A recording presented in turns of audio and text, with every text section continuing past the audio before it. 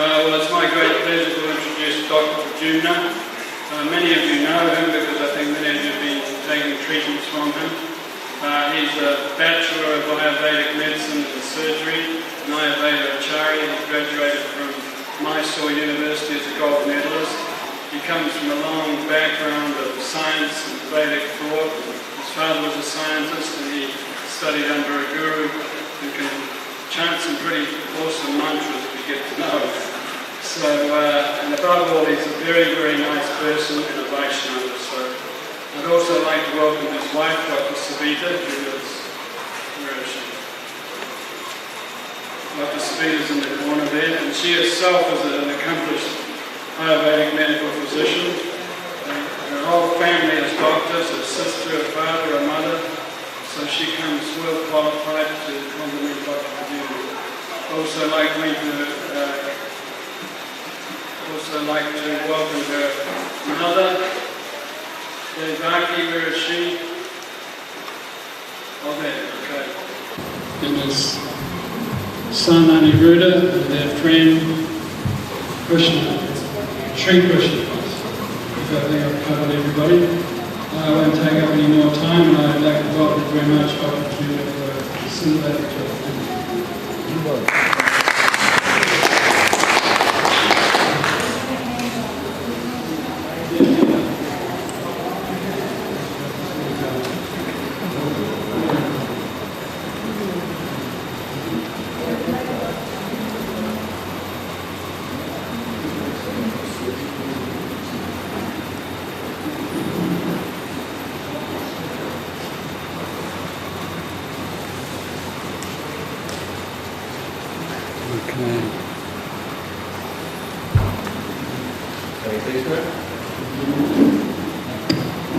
Hare Krishna.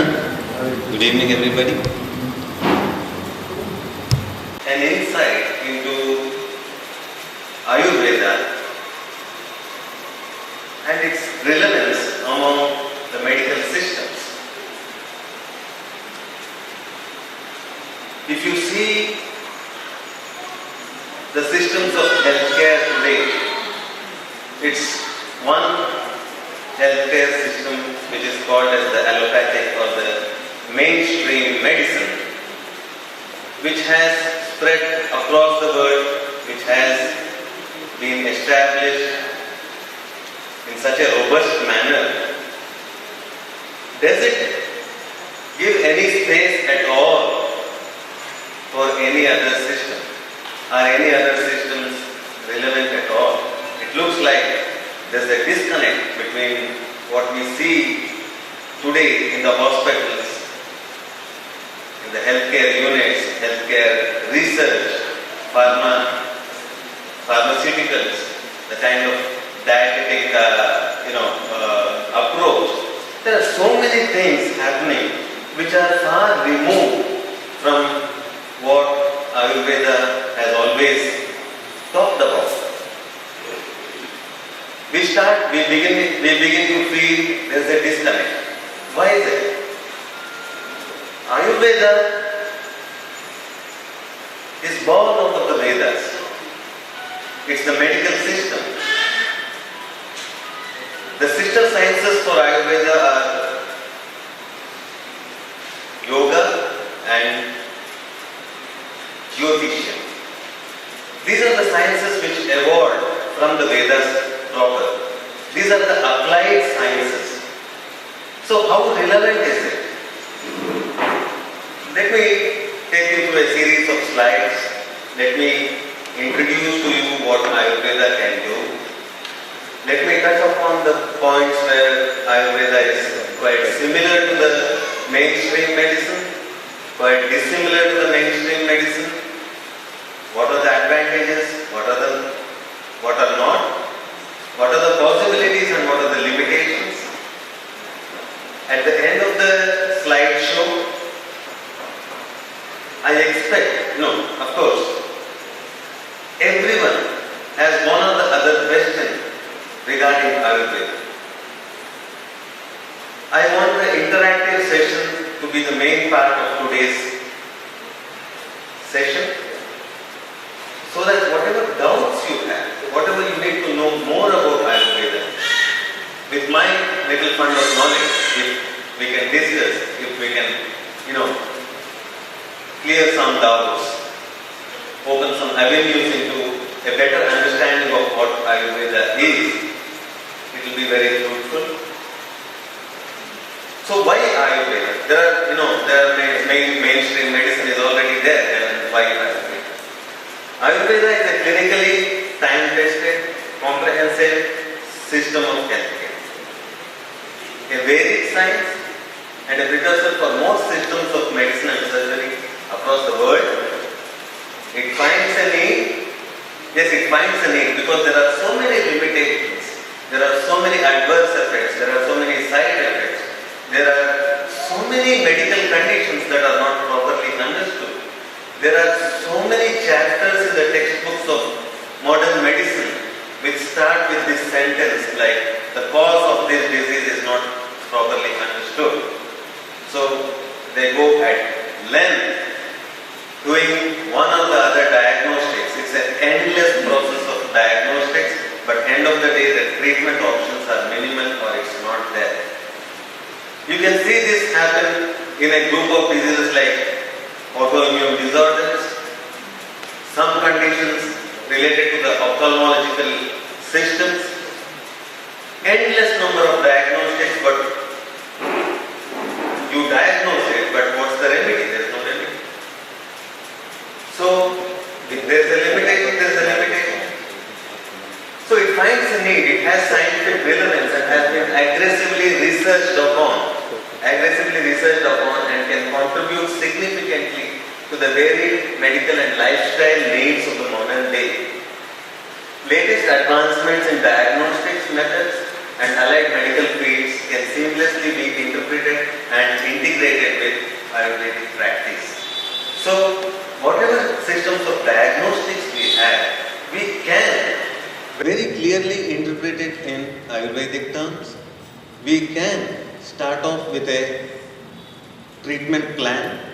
We can repeat the diagnostics to see what relevant changes have occurred in the meanwhile and compare, treat the Ayurvedic way, the diagnostic methods of today, like it's almost like saying, modernize but don't westernize.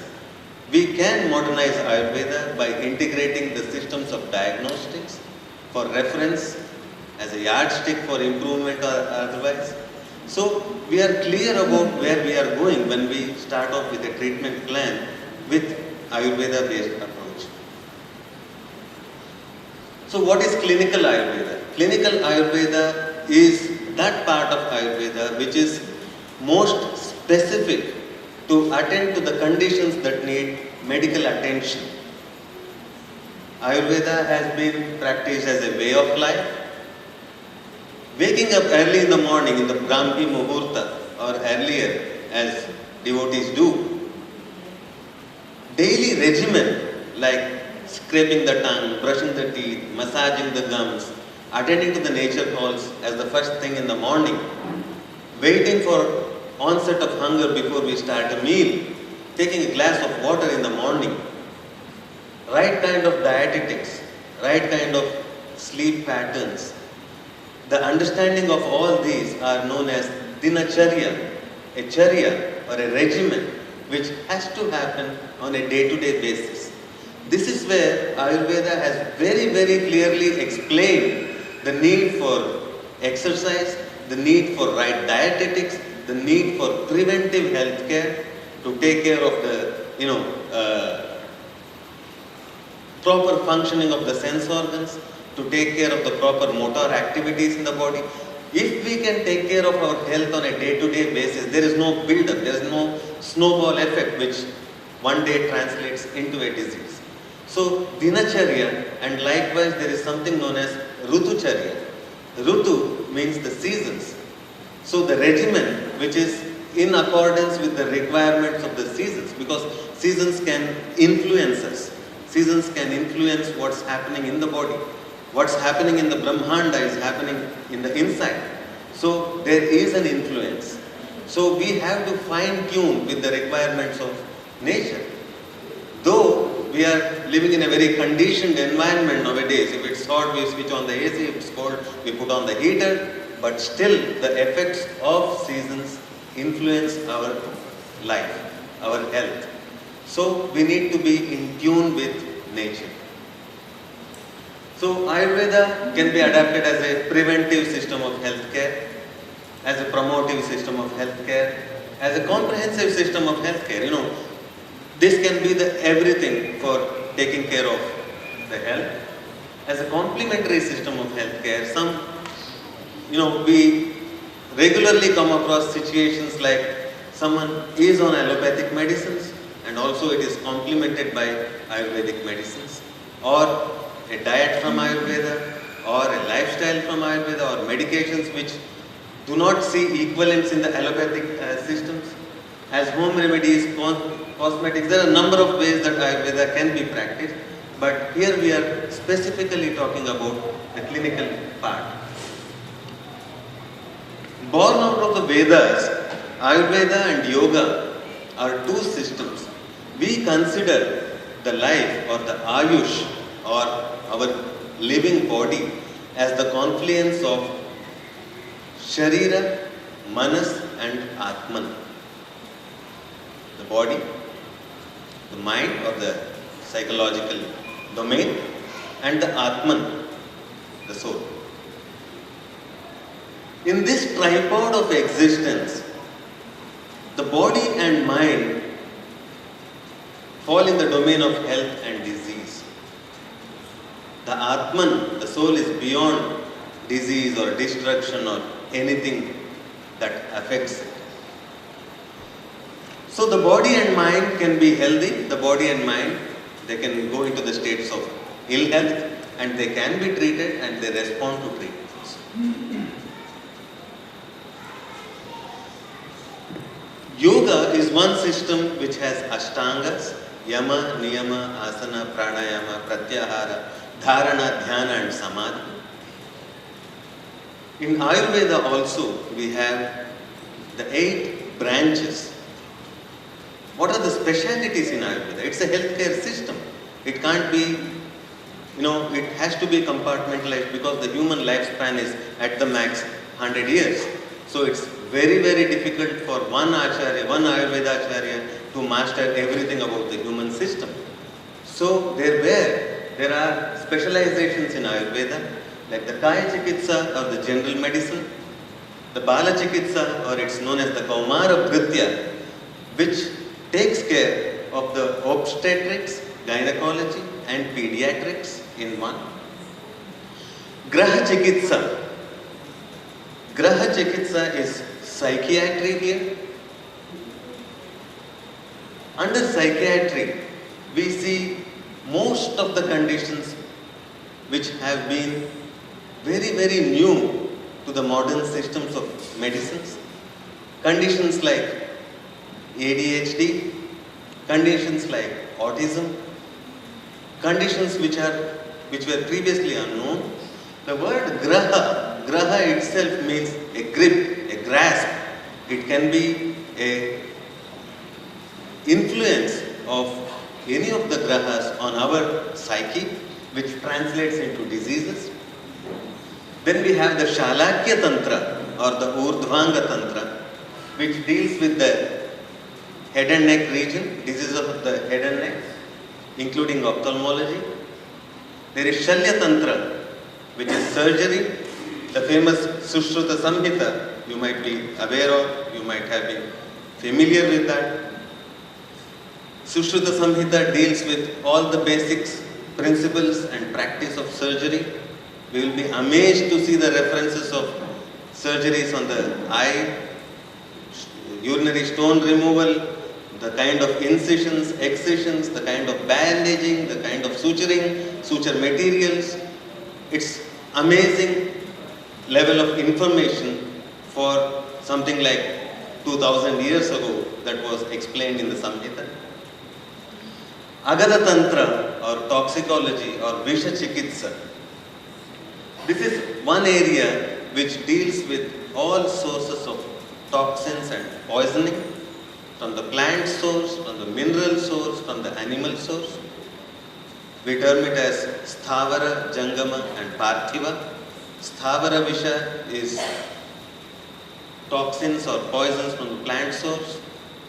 Jangama Visha is that from the animal source. And Parthiva is, it can be mineral sources of toxins. So, how to treat the effects of toxins on the systems? Then comes the Jara or the Rasayana Tantra, which deals specifically with the needs of degenerative changes that set in with age. Today we call it as the geriatrics, or it is known as the Jara Chikitsa. Jara means old age. So the Chikitsa here is something specific. Beyond a point of time, the body cannot produce its own fund of hormones or secretions or enzymes. There you require some supplementation. What we can't produce, we have to look out for equivalents in nature and supplement them. And Vajikarana is something related with the reproductive sciences.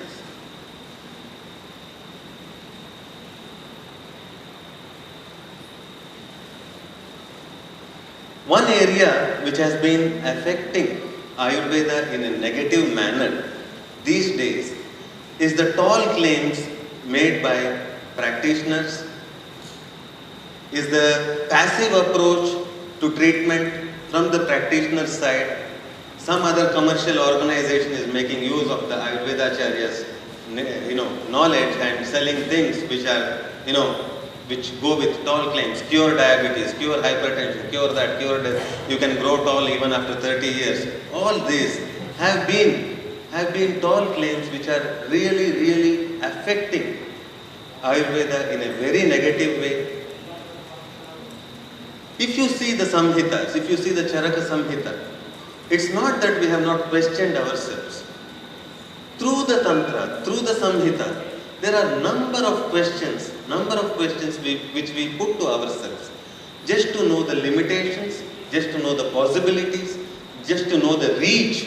How far can any effort put in this direction, in the treatment of any ailment, reach into the system and bring about a change which is desirable. Here our Acharyas, they classify the entire gamut of diseases into 4 types. The Vyadhi is classified into Sadhya and Asadhya. The main classification is curable diseases and incurable diseases. This is the possibility, this is the limitation. Why limitations? Because of these reasons. Sadhyo sadhya iti vyadhir dvidha tautu punardvidha. The diseases are categorized into curable and incurable, and again they are further sub-classified into the curable type are classified into easily curable and those section of diseases which are curable with effort. Sometimes a surgery may be necessary, but still it's a curable disease. And next comes, under the incurable diseases, there are a class of diseases known as Yapya. You can pacify the system. You can, as long as the patient is with the support of proper diet, proper lifestyle, required medications, required therapies, a continued support is necessary to keep systems going. These are some diseases which are considered as Vyapya. They are incurable, but you can manage it. Can anyone give me one simple example? Possibly diabetes. Diabetes, that's the best example. If you manage it well, it's not a disease at all. It doesn't lead to complications. You can prevent all the diabetes and diabetic conditions which translate into a later, devastating effect on the vital organs. So as long as you manage it well, if you can bring down the sugar levels to normal with just proper lifestyle changes or proper dietetics, or proper medications, it's a disease under control. Here Acharya gives a beautiful example. Prapatanniva vishkambhair daryate atraturo hitaihi. Here Acharya clearly says, like it's an old house which is about to fall, which is supported by external support, splints and as long as you support it, it stays where it is. If you remove the support, it worsens, it falls down. So it's like that, you need continued support. Here, the geriatric conditions, many geriatric conditions fall in this category. Because the body cannot produce its own fund of hormones, because the degeneration is faster than regeneration, you need to keep supplementing raw material or nutrition to keep things normal. So, though incurable, it is a manageable condition. The last one is something known as last stage, or what requires only hospice care, or what cannot be treated. It cannot be rolled back in timeline. You cannot undo the effects of pathological changes which have set into the system. So this is known as asadha, totally asadha. Brahmo, moho, aratikaro, drishtva rishto, akshanashana. There are a number of chapters which deal with conditions that cannot be treated, should not be attempted to treat, or possibly you can only give supportive care, but there is no real cure, like end-stage cancer with total metastasis, or a severe trauma to the vital organ which is beyond repair, which is beyond, reversal. There are a number of conditions which are terminal conditions. These terminal conditions cannot be undone. So this is a thorough limitation. If you just see in the timeline, we call it as the Kriya Kala.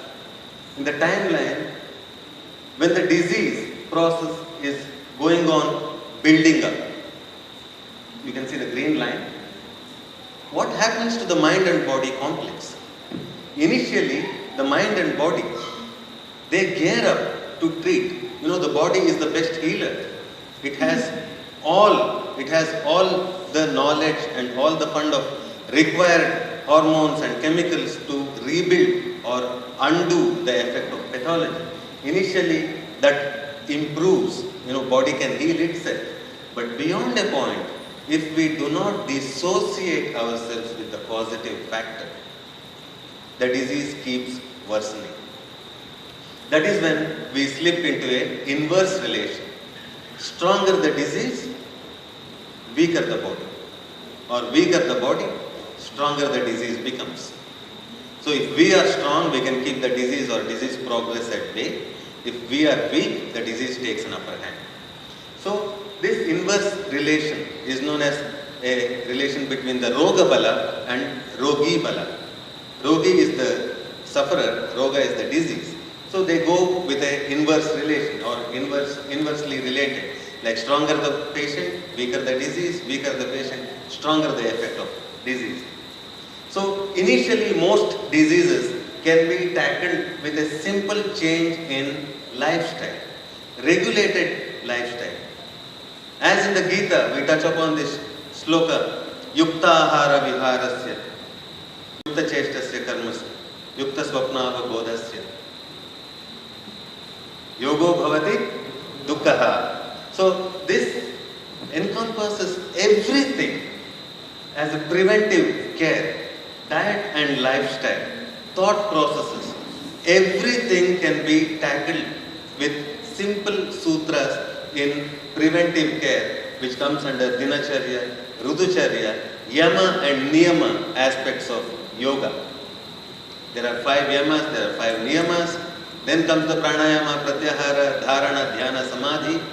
So if we can follow dinacharya, if we can follow rutucharya, if we can follow yama niyamas, moral code of conduct, ethics, cleanliness of mind and body, that keeps the disease process at bay. And we can realize what the Veda mantra said, Jeeve masharadashatam, tachakshur deva hitam purastat shukram charati. Jeeve masharadashatam is something which says like life is meant to be lived for 100 healthy years. It can be. It's like a vehicle. If you put the right kind of fuel, if you drive it in the proper manner, you can keep running it even after a lakh of kilometers or 2 lakhs kilometers. If you drive on bad roads, bad fuel, bad driver, you will exhaust soon. So our system, we cannot correlate everything that happens in the body with a machine. The strength of the machine depends on what kind of alloy it is made and how much it wears out with every, kind of function. But here we have this beautiful system of healing. If there is one fiber, muscle fiber loss, the body creates its own. It regenerates. It does not snap like a machine snaps. But if we don't respect this healing system, if we don't respect this or support this in the proper manner, the destruction will be far faster than the regeneration process. So, two things constantly happen. Two things are constantly happening when we get sick or when we get ill. If this here is where we start, if that is the situation of health, and if we proceed further in a pathological timeline, what are the two things that happen? All the efforts put by a doctor, put by the patient, put by the medicine, through internal medications, external therapies, diet and lifestyle corrections, yoga maybe, detoxification or shodhana, panchakarma, whatever we do, we are trying to undo or travel back in the timeline of pathology. Meanwhile, does the body sit where it was, or does it just, not do anything about it? When we are trying to push the system back into the state of domain of health, the body starts adapting itself to the negatives. If we lose a couple of teeth, we don't stop eating. Either we chew slowly or eat soft food, or somewhere we scale down something. We adapt. The adaptability is the first thing what happens in the body. And with support of medications or therapies or lifestyle changes, we are trying to push back in the timeline. Depending on the intensity of the conditions, depending on the supportive factors, depending on the worsening factors, a condition which has touched this stage may probably go only till here, may not touch the baseline, may not reach the absolute healthy state, but at least you are keeping the process under control. Initially, step one, if you realize that the disease is of new onset, immediate attention given to it, right kind of treatment can pull yourself back into a state of normal health. Some things today, I am touching upon some aspects which are posing a real challenge to the allopathic world. See, most of the time we feel so disconnected grammatically from where the allopathic science starts, with the kind of anatomy and physiology from where they start the entire, course or understanding of the human body. With Ayurveda, our understanding is different. If you see the timeline of creation from the stage of Avyakta, Mahan, Ahankara, then comes the Satvika, Rajasika, Tamasika, Ahankara, then comes Tanmatra, then comes the Mahabhuta, then comes the living being with all this. So, to a great extent, the influence of Sattva, Rajas and Tamas on the system is so high. The cause is somewhere else. At times we understand cause at a very different level and treat it at a different level, and we don't get the proper remedy. Sometimes if Rajas has taken over the system, anxiety has taken over the system, what you need to do is undo the effects of Rajas on the system and get it back to the state of Sattva. If sometimes Tamas has a profound influence on the system, you have to elevate it. I just take this example of, if this is the state of Rajas, which is a state of hyperactivity, if this is the state of Sattva, which is the state of energy, and if this is the state of Tamas, which is a state of lethargy or inaction, you have to elevate the tamasic influences on the system into normalcy. For example, someone is depressed. Depression is inaction, tamasic. So if someone blissfully, suggests him to do meditation and yoga and, he is going into further inactivity. It will be a mess. You cannot pull him back to sattva. There we need bhajan, kirtan, activity, some positive thoughts, group activity, teamwork. These are some things which have to be very specific for treating diseases of tamasic nature or of kapha based origin. Kapha is made of, in some way we are acquainted with the three doshas, vata, pitta and kapha. These are the biological representatives of the Pancha Mahabhuta. These are the functional units of the system. Vata takes care of the entire prana, neurohormonal systems. Pitta takes care of the entire metabolic and transformation activities that happen in the system. Agni, or the Vaishvanara, what we call, is something related to Pitta. And Kapha takes care of the structural aspects, rebuilding, immunological aspects of the system. So we need to treat them accordingly. Vata is highly rajasic, Pitta is supposed to be very sattvic with a tinge of rajas, and Kapha is supposed to be highly tamasic. So the treatment does not only lie at a material plane, it goes into the guna. Sattva, raja, tama guna is also influencing the thought processes of the patient. If the patient gives up, if the patient starts feeling, no, nothing can be done, I am finished, I am over, he is almost half over there. Yeah? So if someone believes he will be better, that mental energy can push or encourage the healing processes inside.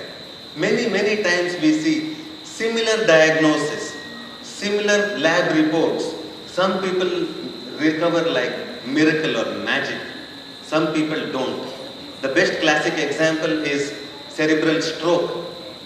The same lesion in the brain, in the same, it looks, the effect looks the same, but some people recover, some people die, some people don't recover. And it's the wonderful thing to see, like there is, statistically all over the world, after a cerebral stroke, 33% pass away, 33% don't recover, 33% recover. Nowhere else we can see this statistical, influence on the study.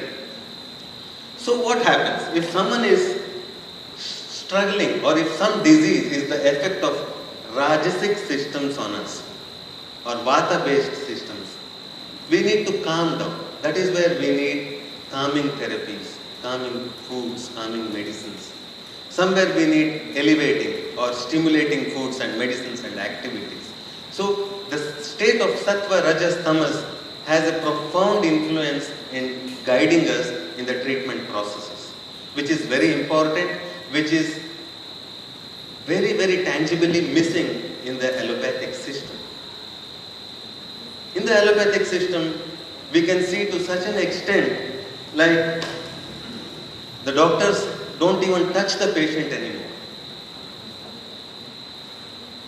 No one makes a prescription at the first go. It's after a series of tests and based on the tests that prescriptions are made. Fine, it is good in some way. But the negatives are diagnosing or over-diagnosis, not giving a chance for the body to heal itself, trying to create a parallel administration into the system before it is actually needed. So these are the negative effects of diagnosing more than necessary. I'll give you one example. This is my favorite example. A patient whom I was treating for severe irritable bowel syndrome. This was a lady of about 60-62 years, having bowel movements of 30 times a day, spending more time in the bathroom than outside. When we examined in the clinic, something did not seem normal. Something made us feel that this is not a disease.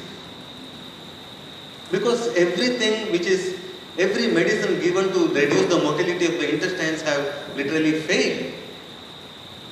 Why is this happening? All the scopies have been done, endoscopy, colonoscopy, virtual CT, everything has been done. The patient is suffering. The medicines according to the allopathic flowchart have been given. Nothing is working. Specialist after specialist is saying. But for us, it looked like it can be treated. So where was the difference? Then we looked into what medicines the patient is taking. The patient suffers from hypothyroidism. The patient is on a very high dose of thyroxine supplementation. The side effect of excess thyroxine is hypermotility of the intestines.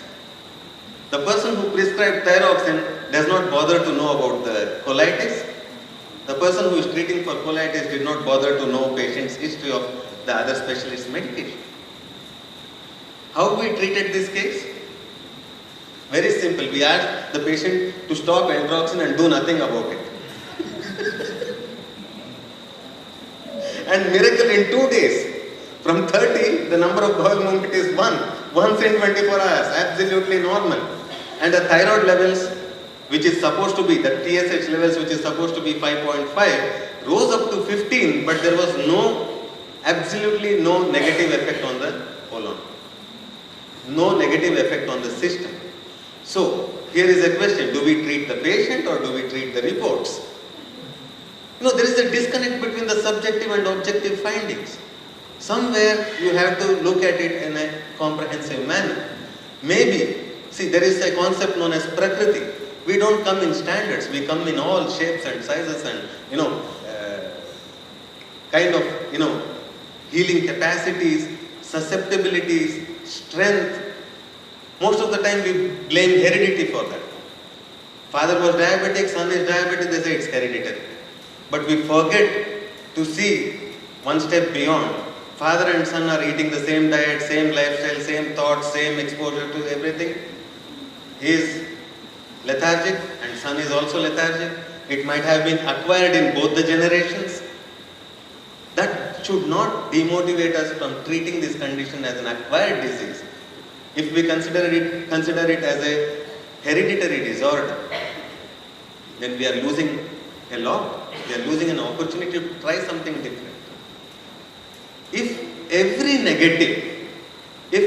negative from every generation were to pass on to the next generation, evolution would have winded up long back.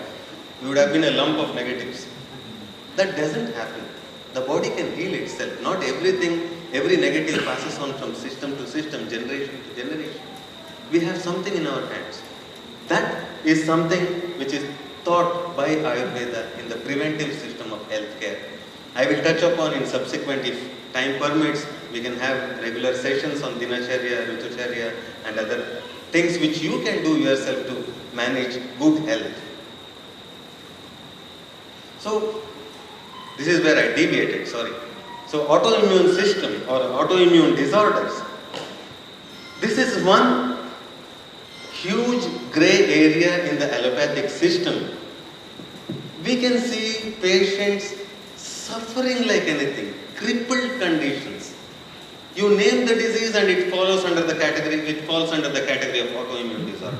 Thyroid problem, it's an autoimmune disorder. Renal failure, it's an autoimmune disorder. Multiple sclerosis, autoimmune disorder. Rheumatoid arthritis, autoimmune disorder. What is the remedy? Steroid or suppressing the immune system. If suppressing the immune system is an answer, fine. After 10 years, you look at the patient.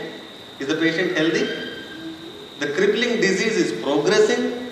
All they are doing is suppressing the disease or suppressing the pain. So what happens?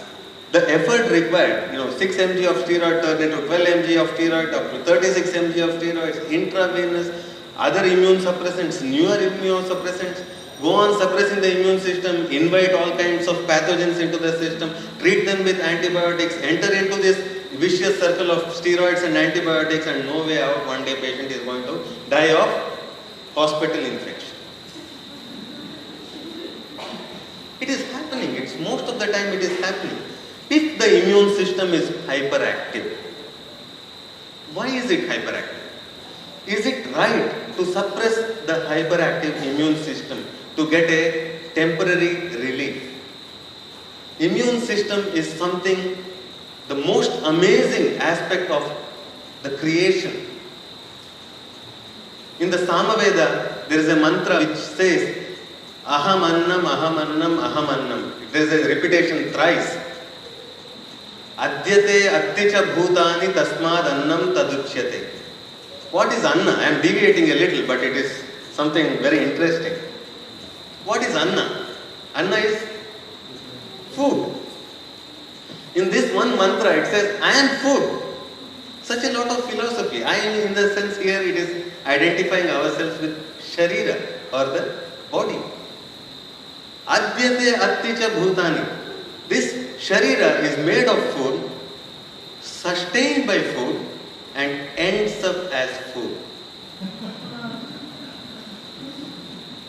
So what happens? If healing systems were to fail, you are going to become food for some animal, or even if we are cremated, we go back to the elements and become food or nutrients in some manner. We go back to the Panchatattva.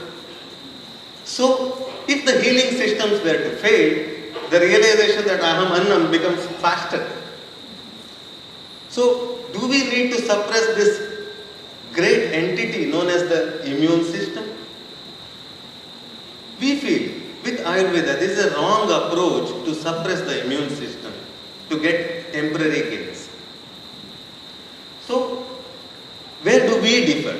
There are so many disorders which have this basis of autoimmune disorder. You just Google autoimmune disorder and you see about 200, 300. Starting from headache to renal failure, everything is an autoimmune disorder.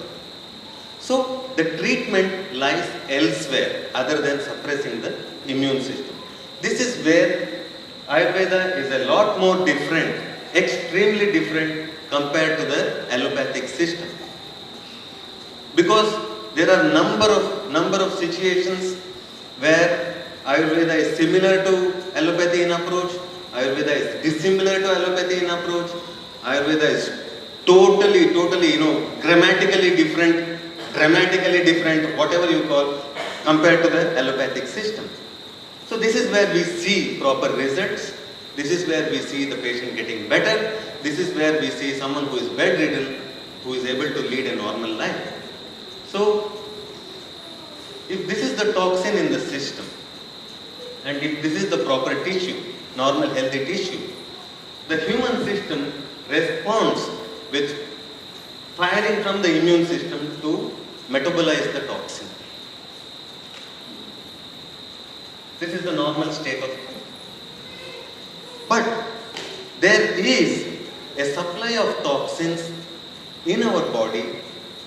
You can call it as endotoxins. In Ayurveda, we term it as ama. Improperly digested food, undigested food material, if it enters into the bloodstream in a very, very, very minor quantum over a period of time, it is neither large enough to invoke an immune system response, nor does that material disintegrate to become food for the system, nor it makes an exit through either urine, stool or sweat as a metabolic waste. These ama particles which are supplied from the gastrointestinal system into the bloodstream keep on circulating in the body without creating an immune system's response, without creating a disease, but yes, they create some kind of discomfort, unexplainable discomfort which does not feature in any of the radiological tests, in any of the biochemical tests, nowhere. Linganam darshanam svesham asvastham roga sambham. Asvasthya. Swasthya is health, asvasthya is discomfort, unexplainable discomfort. It's going on. Maybe you feel your energy levels are low. Maybe you feel you can do better. Maybe you feel your range of movements could have been better. Your endurance could have been better. Sleep could have been more refreshing. When you wake up, naturally you should feel like popping out of bed. That should be the enthusiasm. So these are the effects of building up toxins in the system. Over a period of time, when the toxin load is more, they gradually, as I said before, there is an inverse relation between the strength of the disease and strength of the individual. If some part of the body becomes weak and susceptible, these toxins find a space for them to go get settled into the tissue proper or weaker tissue.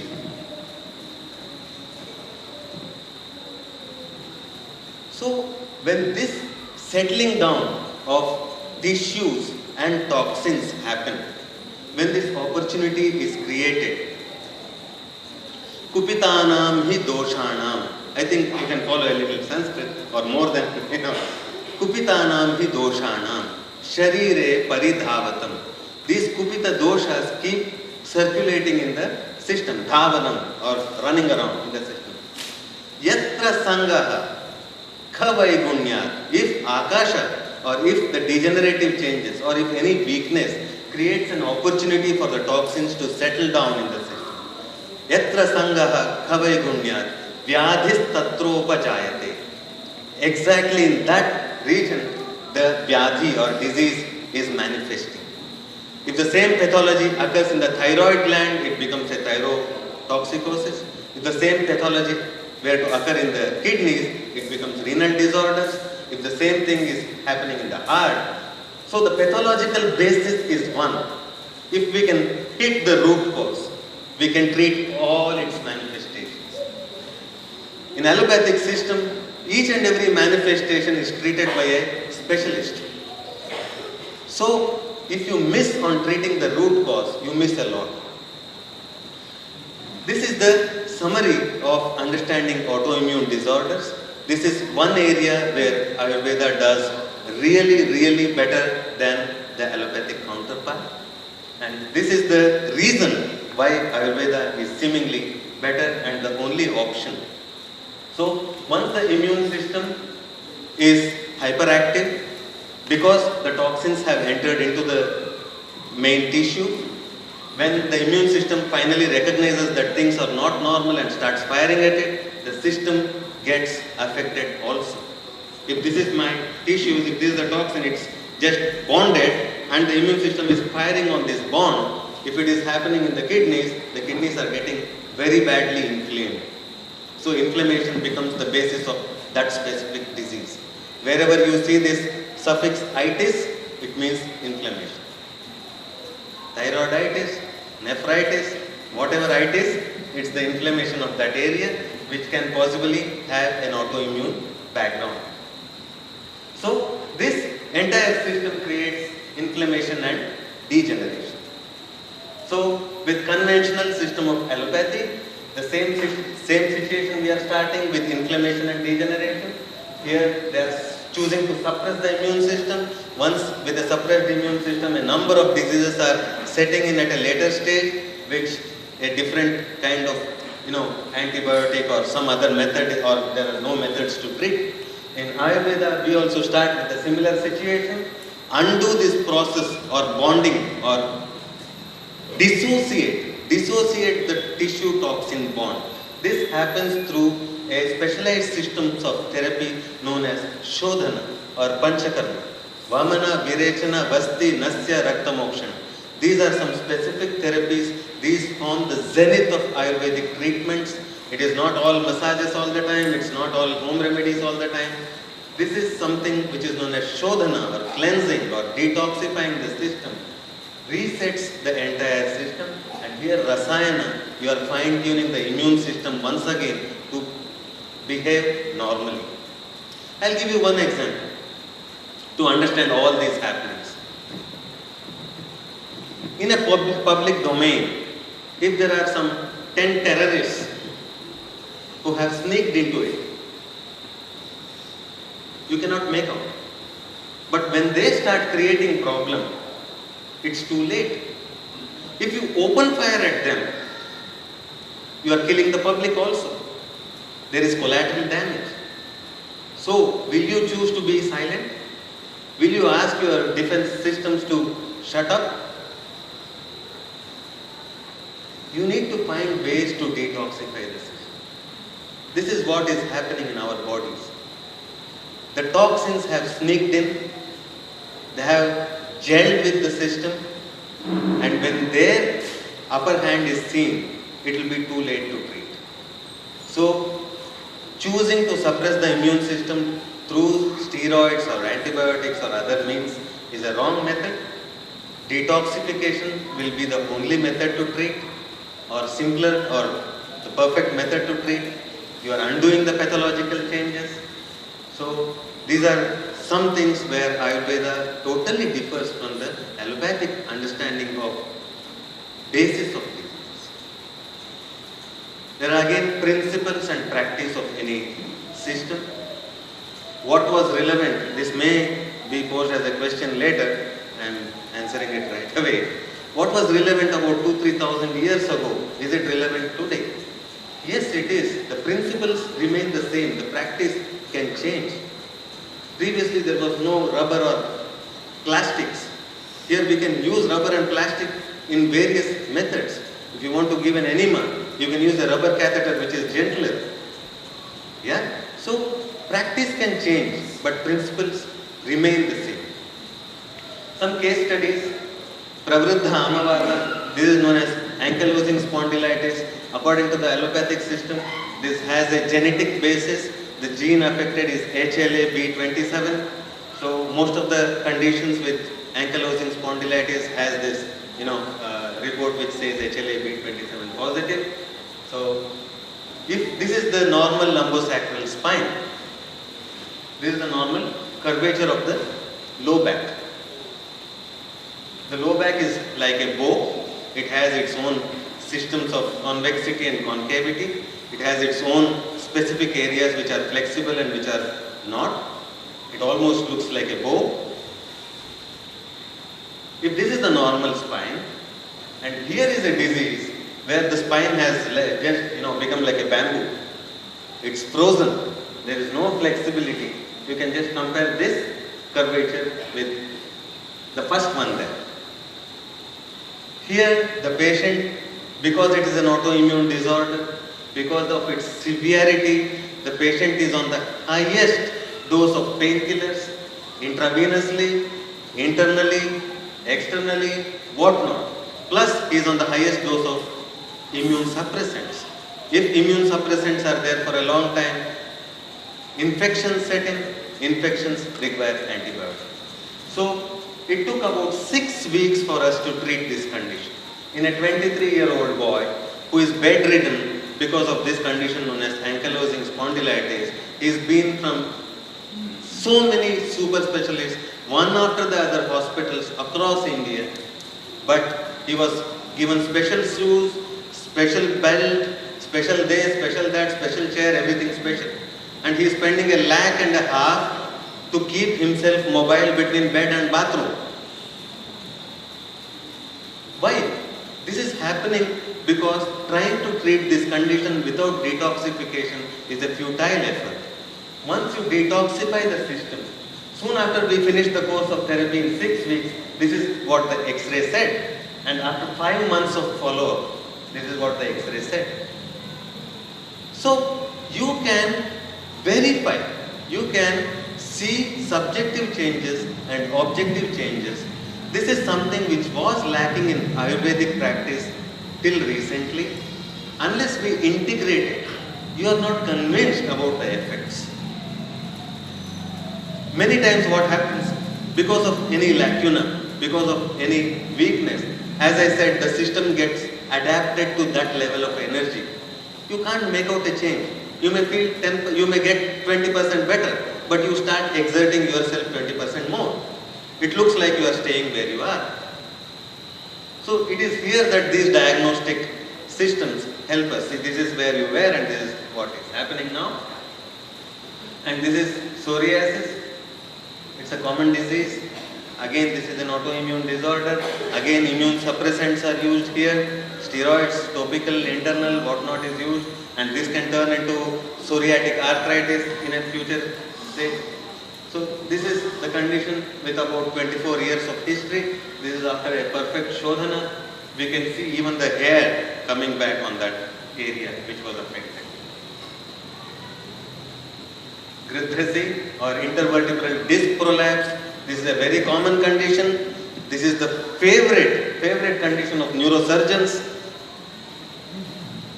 They don't use the pen initially, they talk with the knife in hand. You know, this is where most of the people who undergo low back surgeries, after 1 year, after 6 months, after 2 years, L5 disc was prolapsed, and after 1 year L4 is prolapsed because L5 is jammed with nuts and bolts. So the pathology is not undone. The stress is there. So if L5 does not take it, it will affect L4. So this is a condition you can see here. You can see here. If this is the spinal cord, you can see the prolapsed disc which is compressing the spinal cord more than about 90%. The patient is almost looking like a paralytic condition. There is numbness, there is no movement, there is very huge difficulty in standing straight, balancing himself. It took about 5 weeks of therapeutics and 1 more MRI to find out that non-surgically, with Ayurveda, you can push the disc back into its place.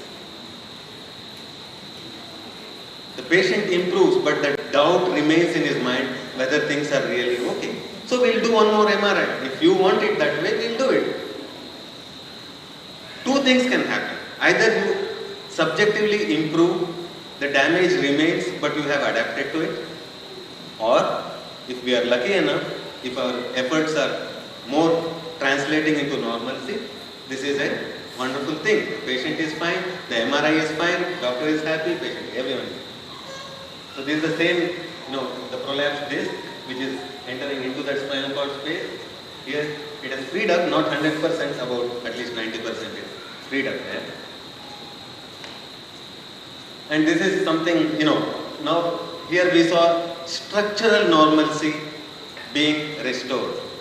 Here there is a test known as electromyogram, EMG and NCV, nerve conduction velocity test. These are some things which are the parameters to assess functional normality. If the nerves are conducting the impulses or not.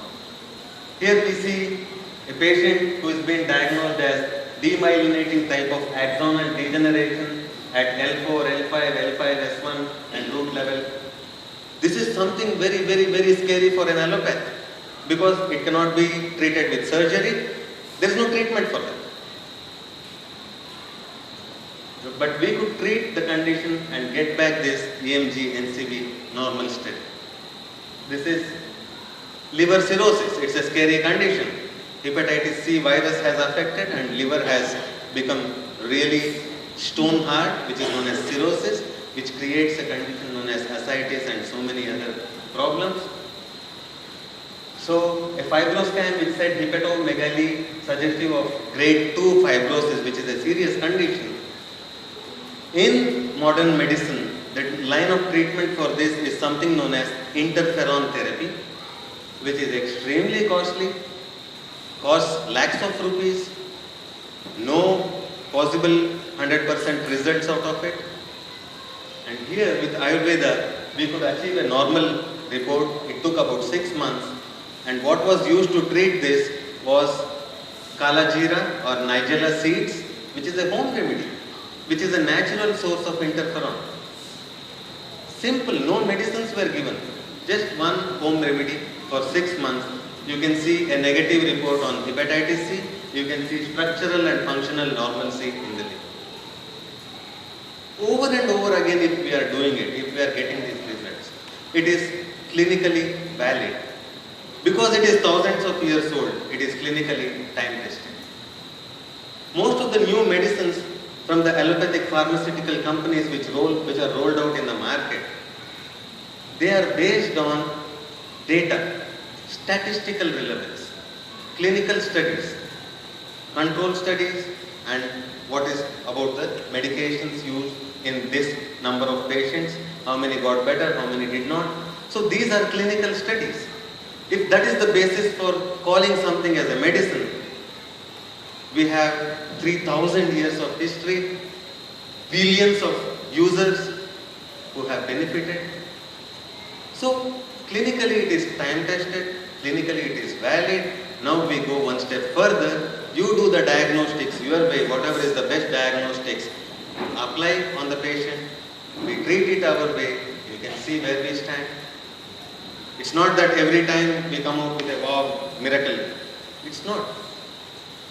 There are so many things which depend on varying factors. There are so many variables.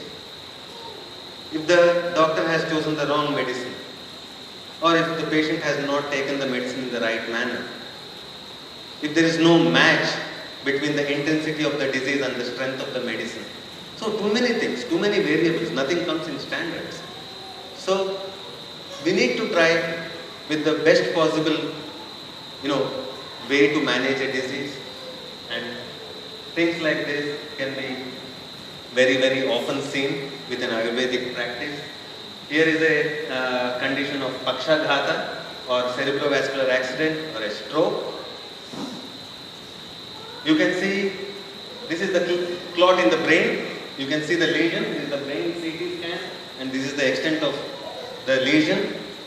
And after 1 month of continuous therapy, rigorous therapy, high dose of internal Ayurvedic medicines, we redid the CT scan and we could see the clot has shrunk but not gone.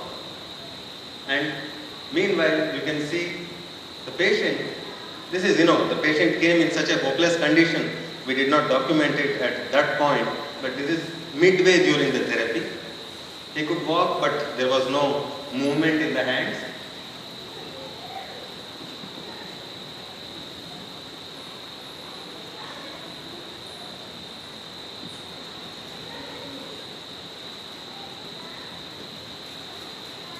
Absolutely no flexor and extensor movement, which is in line with the CT scan report, the lesion, where it is affected the system. And after a month of rigorous therapeutics, motivating the patient was really wanting to come out of this condition, because he had to go back to work. He was a security guard somewhere. He was the only breadwinner of the family. Unless he was up and running, there was no way he could sustain his family. And you can see the range of movement.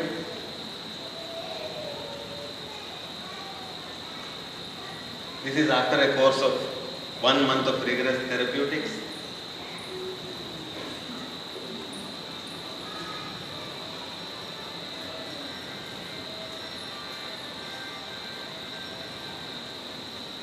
It has not normalized, but he is able to stand, he is able to walk.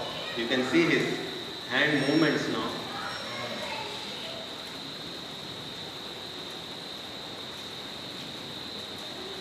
The advantage in this condition was that within 15 days of the stroke, he was brought to our clinic. He was in a very bad shape. We were also not very sure whether we can help. With the best of the intentions, we started off with the course of therapy, and we could see a very, very satisfying. It's an ongoing process. Now he can walk 1 kilometer or more. He is improving. But all the improvement, whatever improvement happens, the best thing that happens should happen within 1 year of onset of something like a cerebrovascular disorder. Sooner you start the treatment, better the results. More you neglect, worse the condition becomes. More difficult it becomes to the doctors and the patient and the caregivers and the caretakers, everyone. Okay? So, with this, a small presentation of case studies and some basics of Ayurveda. It's a vast ocean. Ayurveda is a vast ocean in itself. Whatever best with my fund of knowledge I could discuss with you today evening, I have presented. I would expect a lot of questions. I know there are a number of queries in your mind going on. This section, we can keep it going.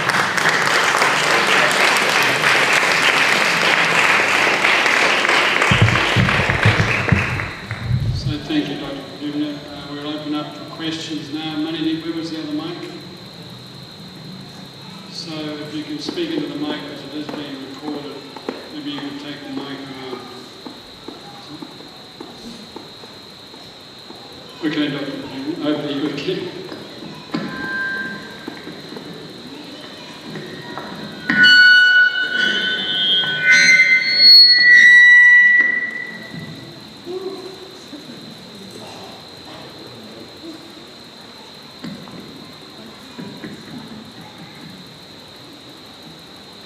Sorry.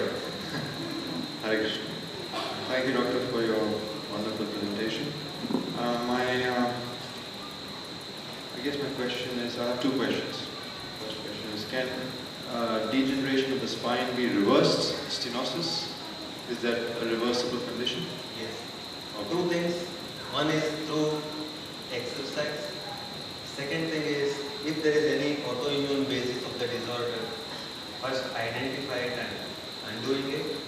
The simplest, best method to treat the spinal stenosis will be something like swimming. Why? Any exercise is a method to stretch the spine. The word vyayama means ayama means stretch. Pranayama, stretch the prana. So ayama or vyayama is going to stretch the spine and give it a traction effect. So any effect done, any exercise done on land is going to anyway, the body weight is going to crush the bone. So in swimming, there is a perfect stretch given without the effect of weight on the spine. So it can be reversed depending on the age group. Beyond 60, the healing processes are slow. The assistance or you can manage it. Again, it depends on a 60-year-old strong person or a 50-year-old weak person. You know, there are so many variables, but it can be treated non-surgically most of the time. Where it can't be treated non-surgically is probably if the condition is of traumatic origin. Traumatic origin. Like if it is because of an accident, if it is because of a rupture, because of a road traffic accident or a severe fall, which has to be treated, which may have to be treated surgically. So this is the limitation. If it is an endogenous disorder, if it is caused from within the system, it can very much be treated well. If it is not, it may require surgery. Okay. The second part of the question is, what is the possibility of somebody like you coming on a regular basis to ISKCON Mayapur? Yeah, it's very encouraging for me to see this forum with a learned audience. I think there's a great need for this knowledge to be imparted to devotees. See, Ayurveda, for example, the Charaka Samhita contains 12,000 shlokas. Each shloka can roll out 3 or 4 PhDs in today's world. That is the kind of vast knowledge which is tucked into Ayurveda. At every level, there is classification. Every information, every chapter comes under a specific classification. Very systematic approach. It is grammatically different than allopathy, but this is a science in itself. So we can touch upon one chapter or one topic. If we can arrange for lectures at a frequent intervals, we can, either depending on topics of your choice, or we can go in a sequence like preventive healthcare and what you can do yourself, and then sometimes we can discuss about some conditions of diseases. See, there are so many things which we can do ourselves. You know about the swine flu, H1N1 virus. It is amazing. Like they rolled out this medicine known as Tamiflu, which they had patented it, and after 6 months they revealed what is it made of. It is made of hing, asafoetida. We always have, made hing. We have fumigated our houses. It is antiviral, potent antiviral. We have it in our kitchens, and someone rolls out $1 billion there. So there are so many things which we can do. Just like the kajal, the cholera. Today, just last month we come across a scientific research which says it has nanoparticles which are highly therapeutic in nature.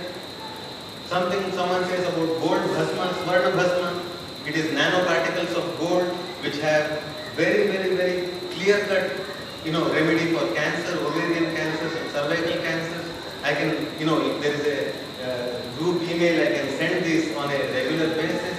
You can have mailers on, every time something pops out of science as wow, you already see something of that mentioned in Ayurveda 2,000-3,000 years ago. You feel sad, whatever you do, you will never be considered for a Nobel Prize. That is, even if you cure the worst of the cancers. No, there are some differences, but there are most of the research aspects today, what it is revealing, it's already revealing what Ayurveda has said. Maybe we don't know about it, or maybe we know about it. We just need to connect it. So we can discuss on a regular basis. We can have a regular meeting. We can have a discussion forum. We'll do it. Like we can have a Facebook presentation or whatever. We come up with ideas.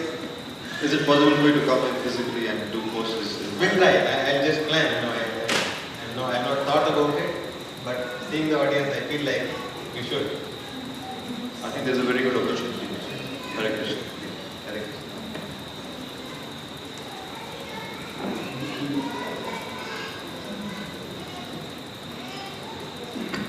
Any more questions? Hare Krishna. Thank you very much for your presentation. It was very informative. I've got two questions. The first question that I have is in regards to hypothyroidism. Hypothyroidism. Hypothyroidism. Yes. The first question is, can it be reversed? And the second question is, if somebody's on thyroxine for a long period of time, what can you advise them coming off it? First thing is hypothyroidism. The reason for that is again an autoimmune basis. The symptoms of hypothyroidism is everything to do with a kapha-based disorder. Okay? Treating it purely as a kapha-based disorder, we can treat the condition. About taking someone off thyroxine supplements, I tell you something. If this is the thyroid gland, and if it is supposed to produce 125 microgram of thyroxine daily, and it's not doing its job, what Ayurveda does is, it keeps on stimulating it, poking it to do its job. Somewhere it starts working again. With the allopathic approach of supplementation, it's not doing its job. But the system is getting its 125 microgram of thyroxine, and the feedback goes to the brain, don't produce any more thyroxine. So a person who is earning 2,000 rupees out of hard work, if you start giving him 10,000 rupees without any hard work, he will not even work 2,000 rupees per. So supplementation at times demotivate the body from producing its own level of performance. So once you are already into this cycle of supplementing from outside, it is possible, but it has to be in a stepwise manner. It has to be a slow process. You have to create support systems, you have to stimulate the thyroid sufficiently. Unless this craving is created, the body does not respond to it. You are flooding the body with 125 microgram maybe, where the need to produce any more thyroxine is not there. So you have to very cleverly wean off the thyroxine and make the body produce it. It is possible. What is more tricky is treating hyperthyroidism. Hyperthyroidism is more tricky to treat because of its aggressive nature and because of its deep-seated profound effects, wherein even in allopathy they choose to take out the thyroid gland. So that's a little difficult to treat for me at least. Maybe there are remedies which I don't know. Hypothyroidism can be treated and treated well. That much I can say. Also, I just wanted to ask you, what about bipolar? Bipolar disorders are something which are more of a contribution of medications than a disease proper itself. Treating depression in allopathic terms means pushing the system towards anxiety. Treating anxiety, someone being treated for anxiety in allopathic system, they are pushed down into depression. Beyond a point, you touch this, the system goes into anxiety. Yeah. You touch that, it goes into depression. It happens in unpredictable cycles. It's more a contribution of medication than a disease proper. Here, a lot of counseling is necessary. Dependence on medicine should be discouraged to greatest extent possible. Sharira janam doshanam kramena paramokshadam vastir vireko vamanam tatha tailaghyata manam. Sharira dosha or the doshas of Sharira, Vata, Pitta and Kapha should be treated with material medicines or food or remedies which are derived from material world. For the manas, dhi, dhairya, atmadi, vijnana, mano doshaushadam param. What is the param aushadha? The ultimate aushadha, ultimate remedy for the manasika dosha is dhi, buddhi, dhairya, motivation and courage, atmadi vijnana, spiritual knowledge.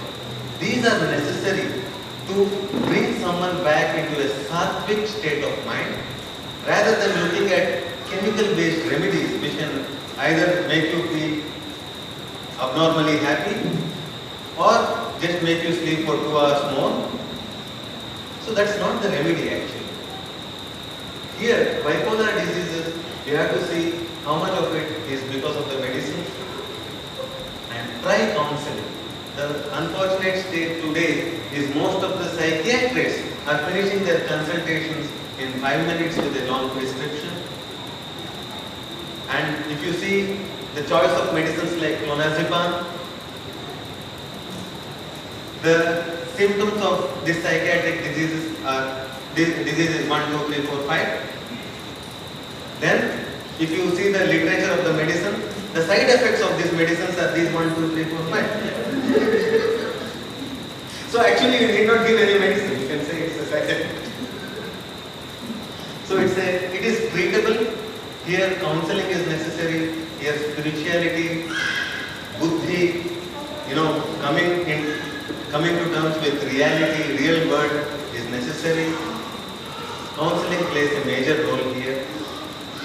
Of course, there are remedies, but the priority has to be given for counseling. Yeah. Thank you very much.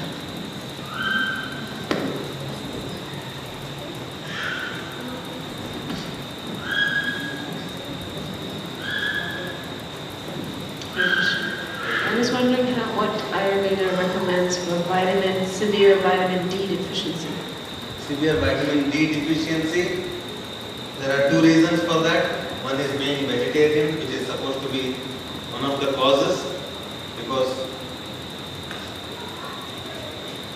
some of the, I can put it this way. If you remove the adhyatmic strata of our existence, this is an animal system. And this animal system requires some nutrients sourced from the animal system.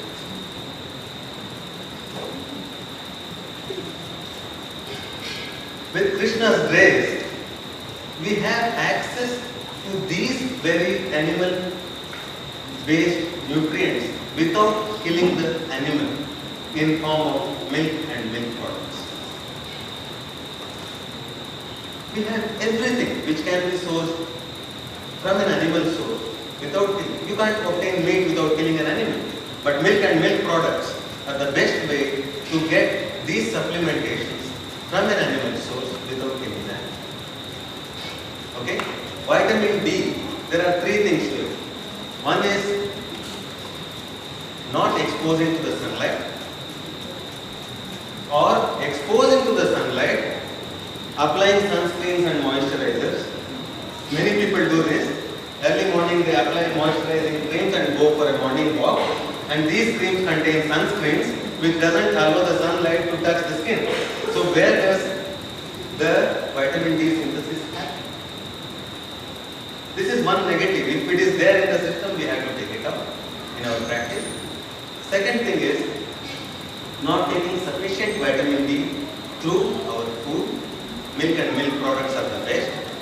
Third and most important, and practically every other patient who is a vegetarian or every other patient of deficient vitamin C whom we see has some level of gastritis or gastric irritation.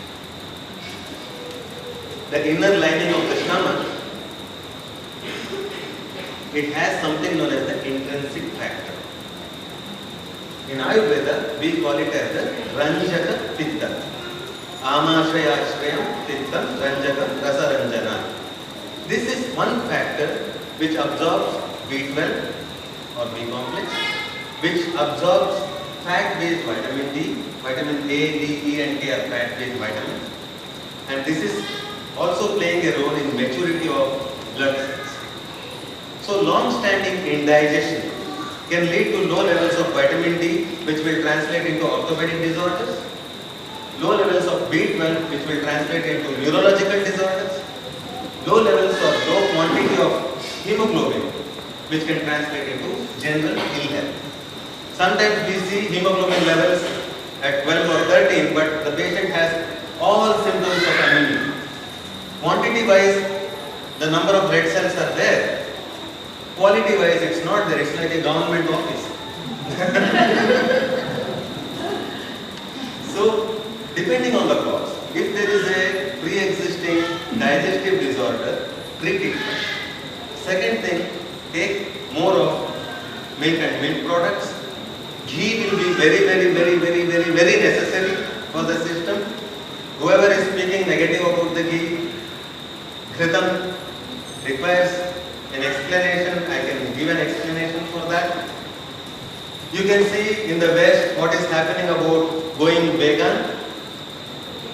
Everything vegetarian, only raw foods, raw diet, salads, juicing, raw and raw. Why? Because they have indulged in red meat so much that you have to undo that, you have to run 1,000 kilometers in the negative. So in India that's not happening. Red meat happens to be the richest source of cholesterol. Okay? So in West that forms the stable diet, like wheat and rice for us. If you cannot forego the red meat, then you don't take additional ghee and butter. That is the concept. We Indian doctors are mostly beneficiaries of Western research. So they said that we implement that. Eat a lot of green salads. In West they grow it in such hygienic manner. Here they grow it next to waste disposal grounds. All the vegetable farms are lining the main drain of the city. So if you get it home and eat it raw, you are killing yourself. Again, this is something which I expected someone to ask this question about ghee. Anyway, I find it very relevant.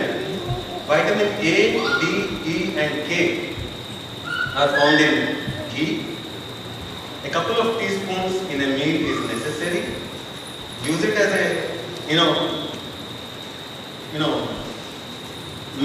means to season the food, or at least the tadka what you do.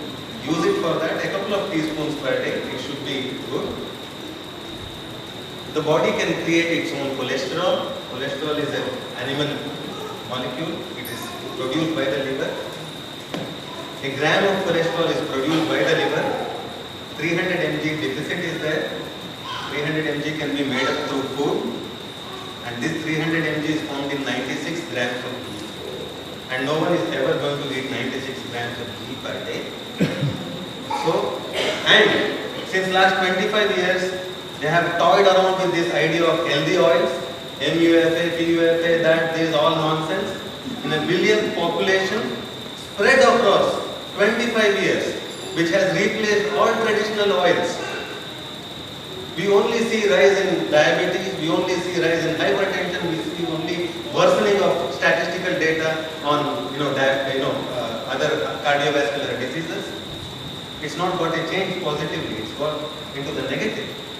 So traditional cooking methods, traditional habits are very relevant, but keep your digestion normal. You should feel hungry by the next meal time, that is the index. Going by time is good, but going by hunger is better. Train your body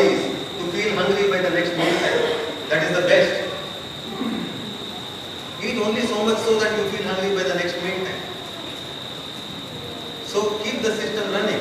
Our Agni, Aham Vaishvanaro Bhutva Praninam Dehamati. This Agni or the metabolic fire is what is governing the entire system metabolically. Give it the right kind of fuel. There's a small fire and you put a big log of food, it is finished.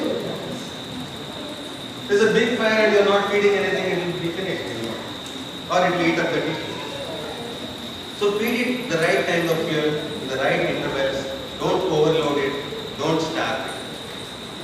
That is the reason all the transformations which depend on the Jataragni, there are 13 Agnis, 5 Bhutagnis, 7 Dhatvagnis, 1 Jataragni. So these are the systems, you call it enzymes, you call it hormones, you call it whatever. The transformation of food into tissue proper depends on the Agni. And the build-up of Ama is a direct byproduct of dull Agni. If the Agni is dull, Ama is good. If the Agni is good, Ama is good. So this becomes the basis of fine-tuning the body. So for vitamin D deficiency, have a lot of milk and milk products. If you feel milk is causing a lot of tougher, some people feel it creates mucus, boil the milk with half an inch of fresh ginger, a liter of milk, 200 ml of water, half an inch of fresh ginger, you crush and put it into it. When you boil it, that will take care of the buildup of kapha also. Okay? If anyone doesn't have any other questions, I still have a few more questions, especially since your response raised some more. I was diagnosed with severe vitamin D deficiency, diagnostically. And then I've been taking an Ayurvedic a roll-on. It's not a cream, but it's a roll-on vitamin D, because I was told to take vitamin D, and I didn't want that because it's from fish source. So it's an Ayurvedic-based roll-on vitamin D, and also an Ayurvedic-based B12. What is your opinion of that, number one? And then other question, which might be relevant for other devotees, because you're talking about the importance of ghee. What is your opinion of commercial ghee in India? If that's commercial ghee has its negatives. It's very difficult. It's a very tricky thing for me also when I advocate about ghee. Commercially available ghee, be choosy about the company. Amul does good ghee, but if you can make it at home, that will be good. Or there are a number of goshalas. There are a number of people doing endless research about Gomutra and Gomaya. We have to somewhere at some level influence them to produce quality ghee. It is necessary. How much? You can't eat ghee like oil. You can only eat ghee. If a sweet this big is made of ghee, you eat it. Our system can calculate the calorie value. You will feel full with this much. You need not have a meal. Your system will reject it. It is an aromatic compound. You can't eat much of it. You won't feel like eating. But what is necessary, give it. Milk and milk products will be of great value for you. Of course, in certain kind of autoimmune disorders, we discourage the use of paneer, chena and cheese, because it creates a utklesha, dosha utklesha, or agitation of toxins during the treatment process. Other than that, the best thing would be buttermilk, well churned buttermilk. That is going to improve the digestibility, improve the gastric lining, improve the absorbability, and also supplement absorbable levels of calcium. Because even if you give 2 grams of calcium per day, nothing goes into the system actually. It just moves out. So absorbable calcium is found in buttermilk. It's very light for us. Try with this. Set right the digestive system first. Then things will be falling in line. Expose to sun. This is one very good thing. Arogyam bhaskaradiche. There is a shloka which says, Mukti miche janardana. You ask Mukti from Janardana, or Arogya you ask Bhaskara, Surya Namaskar. So, expose Surya Namaskar. If you are not poses of yoga. You know, the studies say exposing only the face and arms for 5 minutes a day will replenish the, need for vitamin D. If there is a backlog, sit for 15 minutes. What's wrong? So exposed to sun. We have been so much conditioned to sit in conditioned environments. Hardly someone is peeping out of the window nowadays. Go exposed to the elements. The sunlight, early morning sunlight will be the best way to do that. Good session of yoga, brisk morning walk. These things may really help. I don't know about that. I don't know about topical vitamin D in Ayurveda. I have to see the literature. There are a lot of things which are coming into the market in the name of Ayurveda. I am not aware of. I cannot comment on what I don't know. Let me see the literature and I know. Hare Krishna. Hare Krishna. I just want to find out actually where is your clinic and all. You do practice there, or how many doctors are there in your clinic? I am associated with this. My clinic is in Salt Lake in Calcutta. Now this is a program like I am representing the Vedic village, which has all the facilities to stay back for internal medication, sectional therapies, a healing environment. So the consultations can be had anywhere. The therapy processes. I can give you my contact details. Advaita Prabhu will share it with you. It is in. You can contact us through any of these. We have a team of 4 doctors. Me, Dr. Savita, Dr. Vishwanath and Dr. Kavita. They are practicing in Calcutta. We represent the South Indian School of Ayurveda. There are many different areas which are advocating different methods of practicing Ayurveda. We represent the South Indian method, which includes the detoxification procedure. If you go north, it is more of a prescription-based practice. So down south, as you are aware, like in Kerala, it's a therapy-based, detoxification-based practice. This is what we are representing. The second thing is, do you prescribe medicines? If so, you have any manufacturing unit by? We don't manufacture for only one reason. People always suspect Ayurveda acharyas are mixing steroids, allopathic medicines, all this mixopathy. And they have done. Many people have done this irreparable damage to the Ayurvedic system. So what we are adapting in our practice is stick to quality pharmaceutical companies like Kotakal Arya Vaidya Shala, like the Arya Vaidya pharmacy in Coimbatore. These are the companies known for perfect classical herbal formulations. So we are very choosy about the medicines what we prescribe. Every patient gets a clear-cut prescription, name of the medicine labeled from a company, like there is nothing hide and seek about it. So we believe in proper practice. That's what our medicines are usually from quality pharmaceutical companies. The next thing, have you dealt any cases in relation with hormones and enzymes in your practice? Yeah. See, treating diabetes is treating a condition which has hormonal basis. Treating a thyroid condition is again a hormonal disorder. Treating some sexual conditions which are again having a basis of hormonal disorders. So it depends. You need to decode every kind of biochemistry analysis into Ayurvedic terms and treat it accordingly. Again, you can get the results back in biochemistry.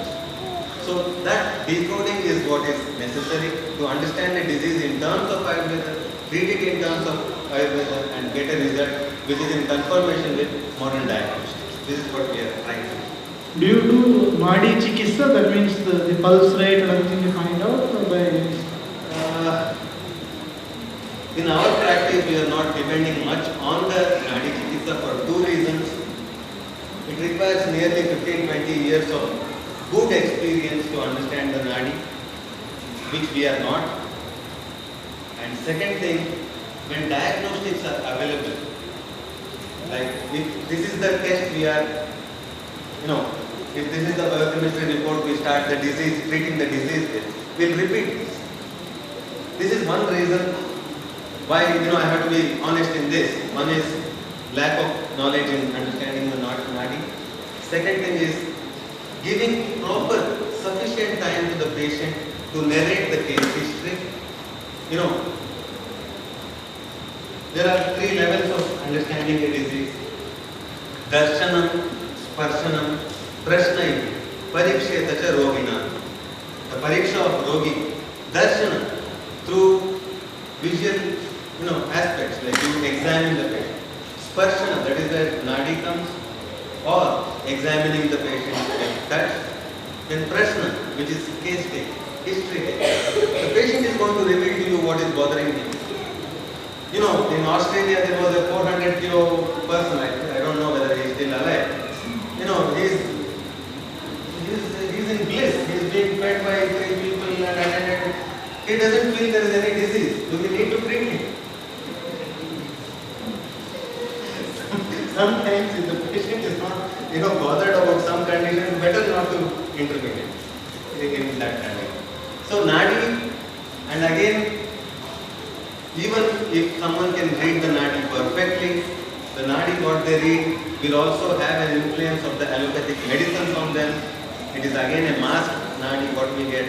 And one reason which comforts us or supports us for not practicing nadi is that it is not explained anywhere in Charaka Samhita or Sushruta Samhita or Ashtanga Sangraha. Nowhere in the classic texts of Ayurveda have we seen nadi.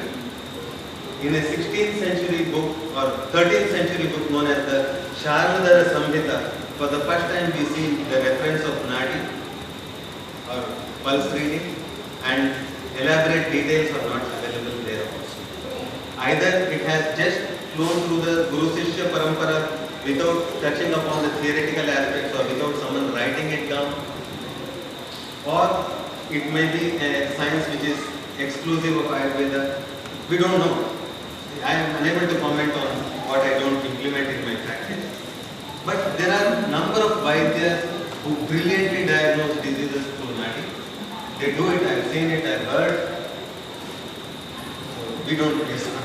The last question actually. Personally, I have got general energy levels are a little lesser many times.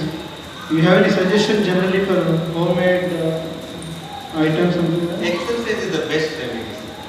Exercise is the best remedy. You create a schedule, like keep 45 minutes of daily time for exercise. Exercise need not be only exercise. 2 days of brisk walking, 2 days of swimming, 2 days of good yogasana, like Surya Namaskaram. You have 1 day for rest. Look forward to something new every day. Thank you very much. Don't make it monotonous. You may lose track of it or you may get demotivated in the process. Okay, we'll take a couple more questions. There's some cider out there getting cold at the moment. So, any other questions? You want one more? One more for the general public? Just a quick one. How soon will you decide when you can come next? Advaita Prabhu will guide me on that, and Krishna willing we will keep it regular. I have lots of questions. We'll keep it regular. Okay, well thank you very much, Dr. Majumdar.